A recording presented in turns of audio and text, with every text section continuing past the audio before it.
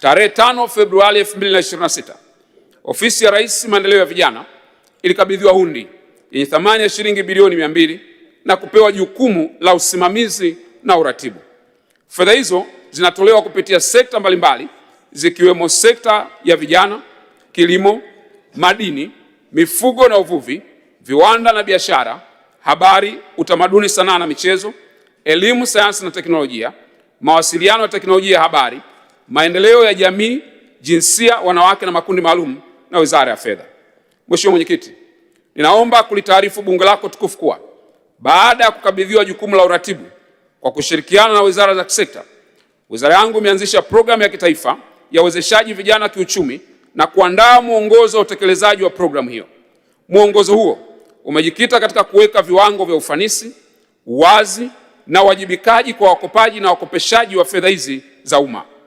Mwongozo pia umeainisha taratibu za utoaji, usimamizi na urejeshaji wa mikopo na sifa za wakopaji sambamba na mifumo ya ufuatiliaji na tathmini.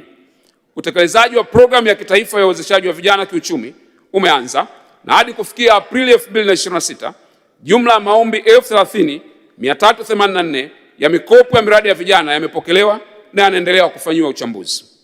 Mheshimiwa Mwenyekiti, katika utekelezaji wa programu ya kitaifa ya kuwezesha vijana kiuchumi, kiasi cha shilingi bilioni 48.6 kimetolewa kwa awamu ya kwanza katika sekta za uzalishaji na huduma ambazo ni kilimo, mifugo na uvuvi, biashara na viwanda vidogo, sanaa na ubunifu, maendeleo ya jamii pamoja na teknolojia na huduma za kidijitali. Uwekezaji katika sekta hizo umezingatia maeneo yenye fursa kubwa za ajira na uzalishaji mali ambapo vijana wengi wanajishughulisha. Awamu ya kwanza ya utekelezaji wa programu itakapokamilika, itanufaisha vijana takriban 10,000.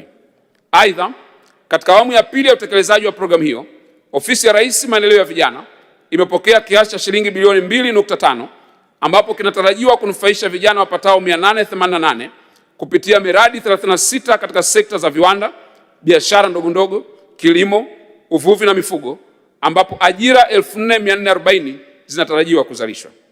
Wizara itaendelea kuhakikisha kuwa mikopo inayotolewa inawanufaisha makundi yote ya vijana kwa usawa bila kujali itikadi zao au maeneo yao ya kijiografia.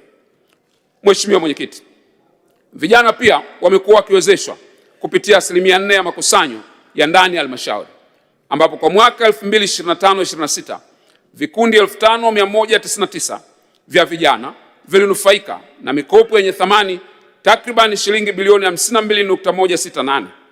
Kupitia mikopo hii, vijana wameweza kupata mitaji ya kuanzisha na kuendeleza shughuli zao za kiuchumi, kukuza biashara, kuongeza ajira na kuinua hali za maisha. Ninaomba nimpongeze Waziri wa Nchi, Ofisi ya Waziri Mkuu TAMISEMI na wakurugenzi wa halmashauri zote nchini kwa kuendelea kuratibu na kusimamia utengaji wa fedha zitokanazo na mapato ya ndani ya halmashauri kwa ajili ya kuwawezesha vijana kiuchumi.